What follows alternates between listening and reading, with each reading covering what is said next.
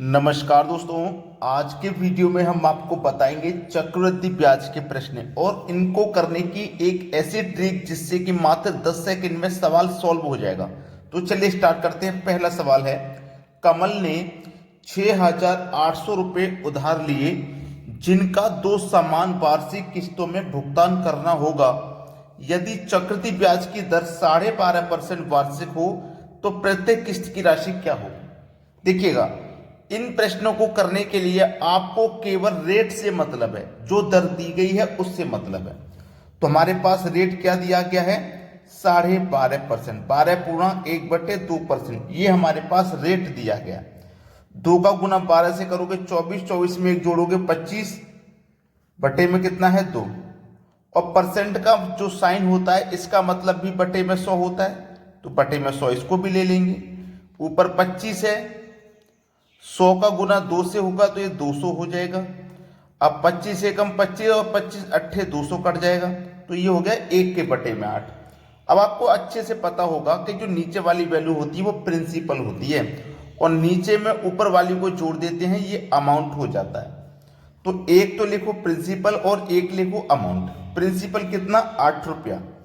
अब 8 में जोड़ देंगे 1, तो अमाउंट कितना हो जाएगा, 9 रुपया हो जाएगा। क्लियर है इतनी बात। अब आपके पास जो प्रश्न है, आपके पास जो प्रश्न है वो कितने समय के लिए है, कितने समय के लिए है, आपको बस ये ध्यान रखना है। हमारे पास ये क्या है, वार्षिक है, किस्त जो है वार्षिक है और 2 समान वार्षिक किस्तों में हमें ये चुकाना है। 2 समान वार्षिक किस्तों में बोला है, 2 में बोला है ना, तो पावर आप 2 कर देना। हमसे पूछा है उसने प्रत्येक किस्त की राशि क्या हुई, किस्त मतलब अमाउंट। ये तो उधार लिया गया धन है और ये चुकाना है वो धन है, तो जो चुकाना है किस्त उसका स्क्वायर कर दो। 9 का स्क्वायर कर दोगे आप, कितना हो जाएगा, 81 हो जाएगा। 9 का स्क्वायर क्या हो जाएगा, 81। अब देखिएगा इस 81, अब ये जो 81 है ना, आप इस 81 से इस ऑप्शन को डिवाइड करोगे तो 81 से 81 पूरा पूरा कट जाएगा। लेकिन क्या 81 के बाद में और भी कोई ऑप्शन है जो कट रहा है, क्या कोई और भी ऑप्शन है, तो हम कैसे पता करेंगे। इस 81 के फैक्टर कर लेंगे तो 9 गुने 9 क्या होता है, 81। 9 से कटाएंगे, देखना याद रखना 81 तो कट रहा है, लेकिन हमें चाहिए वो छोटी संख्या जो कटे, छोटी संख्या। ठीक है, तो इन ऑप्शन में ये तो कटेगा नहीं, 9 से इसको हटाओ, ये कटेगा क्या, 9 चौक 36, देखो ये कटा 9 चौक 36, 40 में से 36 कट गया, 4 बचा, 4 में 5 जोड़ देंगे 45, 9 पंजे 45 और 1 0, 450 बार में ये कट जाएगा 9 से। 9 चौक 36, 5 बचेगा 55, 55 नहीं कटता है। तो ये तो कट रहा था हमारा 81 से, लेकिन ये तो बड़ी संख्या है, हमको छोटी संख्या काटनी है। ठीक है, तो इससे ये छोटा है। अब ये 45 है, ये 9 से 45 कट गया, अब ये दूसरे 9 से 45 कट जाएगा, 9 पंजे 45, तो हमारा जो सही जवाब होगा वो सी ऑप्शन होगा।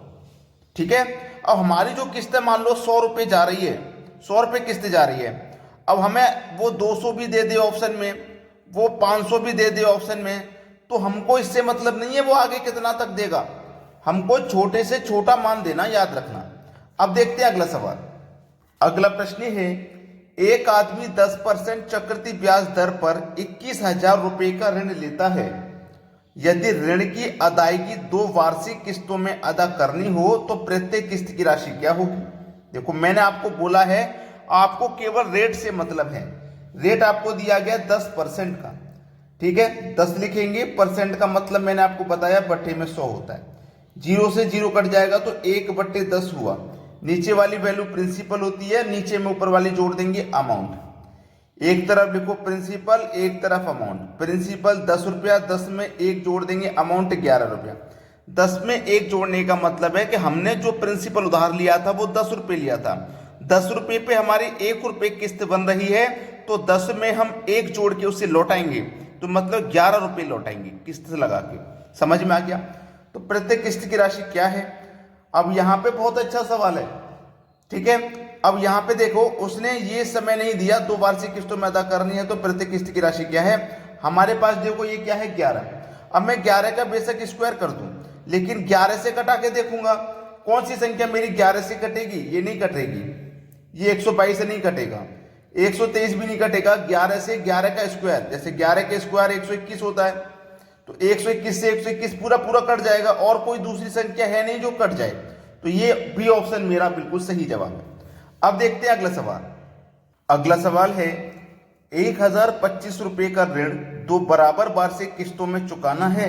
यदि चक्रवृद्धि ब्याज की दर 5% वार्षिक हो तो प्रत्येक किस्त का मान क्या होगा? अब आपको यह सवाल बिल्कुल कठिन नहीं लग रहा होगा।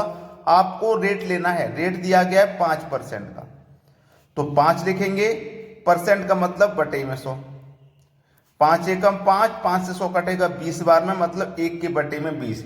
नीचे वाली वैल्यू प्रिंसिपल, नीचे में ऊपर जोड़ोगे अमाउंट, लिखो प्रिंसिपल और अमाउंट। प्रिंसिपल 20 रुपया और 20 में 1 जोड़ देंगे तो 21 रुपया अमाउंट। ठीक है, प्रत्येक किस्त का मान पूछा है तो 21 से कटा लो भाई, कौन सी संख्या कट रही है।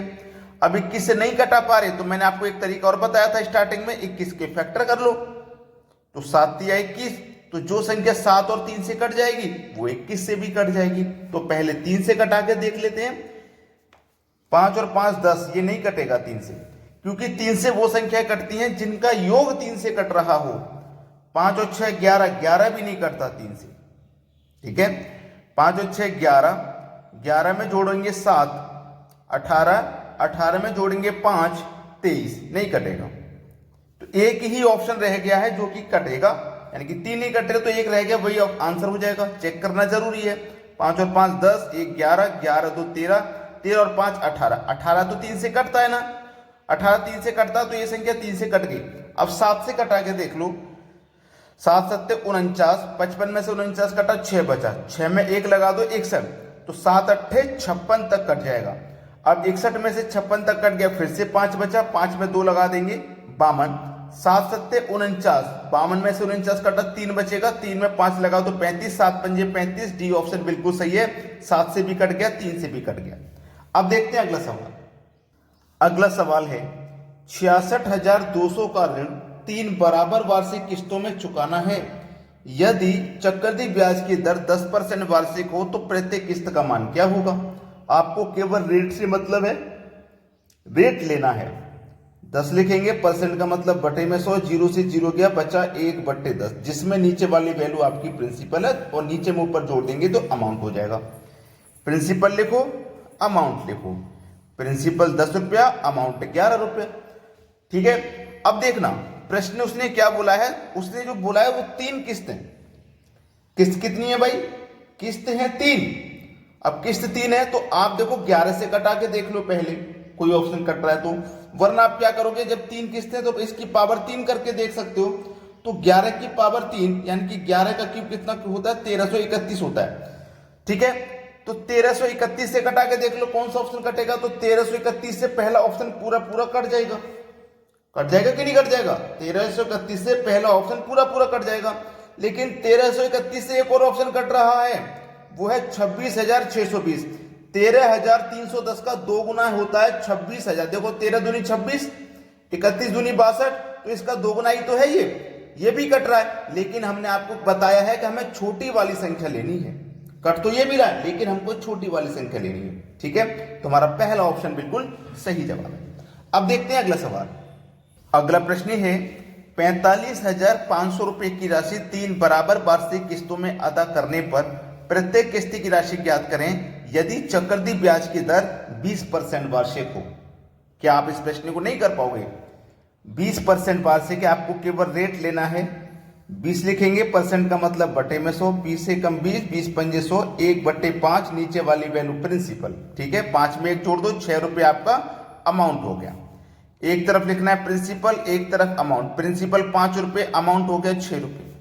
सवाल इतना आसान है कि आप नहीं कर पाओगे क्या? ठीक है, 3 बराबर वार्षिक किस्तों में बोला है तो पावर 3 कर लो। 6 की पावर 3 कितना होता है? 216।